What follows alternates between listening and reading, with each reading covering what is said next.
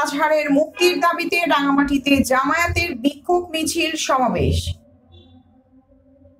বাংলাদেশ জামায়াতে ইসলামীর সহকারী secretary general ATM Azharul ইসলামের মুক্তির দাবিতে মঙ্গলবার 18 ফেব্রুয়ারি রাঙামাটিতে বিক্ষোভ মিছিল ও সমাবেশ অনুষ্ঠিত হয়েছে। বিক্ষোভ মিছিল ও সমাবেশে নেতৃত্ব দেন জামায়াতের জেলা আমির অধ্যাপক আব্দুল আলিম।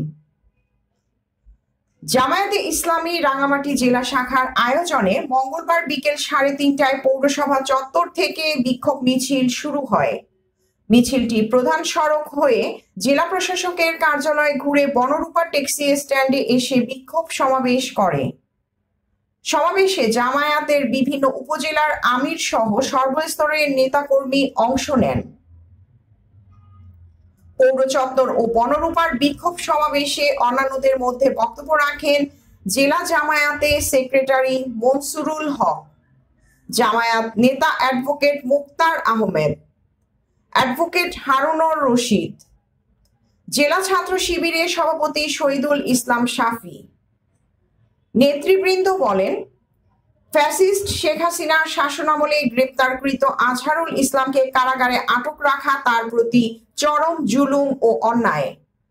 আজহারুল ইসলাম 13 বছরের অধিক সময় ধরে কারাগারে আটক আছেন। ফ্যাসিবাদ মুক্ত বাংলাদেশে তাকে এখনো আটক রাখায় জাতি বিস্মিত ও হতবাক। জামায়াত নেতৃবৃন্দ এটিএম আজহারুল ইসলামের অবিলম্বে মুক্তির দাবি জানান। রাঙামাটি থেকে ভিডিও ও তথ্যচিত্রে প্রতিনিধি Kamrul Islam Faisal. News desk, voice Chattogram. যারা 5 বছর মন্ত্রণালয়ের মন্ত্রিত্ব পালন করেছে কিন্তু 2 টাকার দুর্নীতি করে নাই, দুর্নীতির প্রমাণ দিতে পারে নাই, সেই জন্য তাদেরকে খুন করা হয়েছে।